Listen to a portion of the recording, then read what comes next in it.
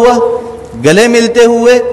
اور کھانسی نزلے زکام والے کو نماز میں کھڑے ہوا دیکھا، نماز یہاں سے چھوڑ کر مسجد سے اس کو میں باہر نکال کر پھر نماز پڑھاؤں گا ورنہ نماز نہیں پڑھاؤں گا۔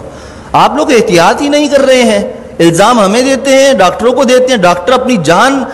جو ہے نا ان کی عذاب میں آئی ہوئی ہے، مر رہے ہیں ڈاکٹر، ان کو وینٹیلیٹر نہیں مل رہے ہیں۔ آپ لوگوں نے کھیل بنایا ہوا ہے کرونا کو۔ بھائی یہ کرونا ختم ہونے والی چیز نہیں ہے، 5 سال تک ختم نہیں ہوگا، یہ آپ کو میں بتا دوں، لکھ کر دے رہا ہوں میں آپ کو، یہ چلے گا ایسا ہی۔ جب آپ سبزی کی دکان پر جا سکتے ہیں، آپ سپر مارکیٹ جا سکتے ہیں، مسجد بھی آئیں، جمعہ پڑھیں، نماز پڑھیں، ڈسٹینس ختم کریں، نماز کے فوراً بعد ڈسٹینس پیدا کر لیں۔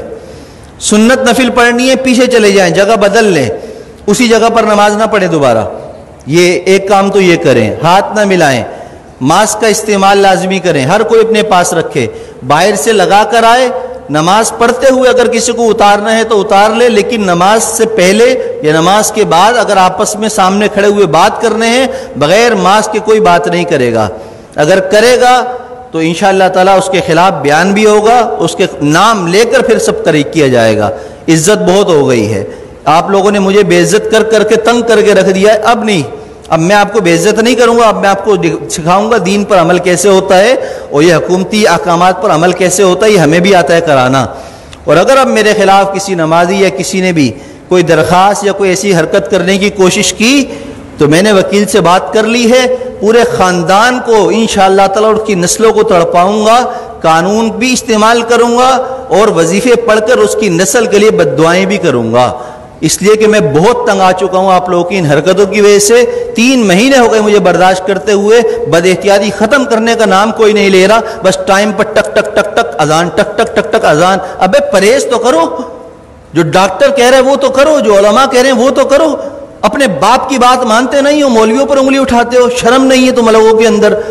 میں نے کہا تھا، ہمارے نائب امام صاحب نے ایک جمعے کو رمضان میں نہیں تھا، تھوڑی سی رکعت لمبی کر دی تو پیچھے 2 لوگوں نے کہا کہ آپ کو نماز پڑھانی ہے، لمبی نماز پڑھا دی، شرم نام کی چیز نہیں ہے، امام کو ایسے کہتے ہو؟ پورا زندگی جس نے قرآن پڑھنے میں، علم حاصل کرنے میں لگا دی، تمہاری نماز پڑھاتا ہے، اس کو تم کہتے ہو نماز پڑھانی نہیں آتی؟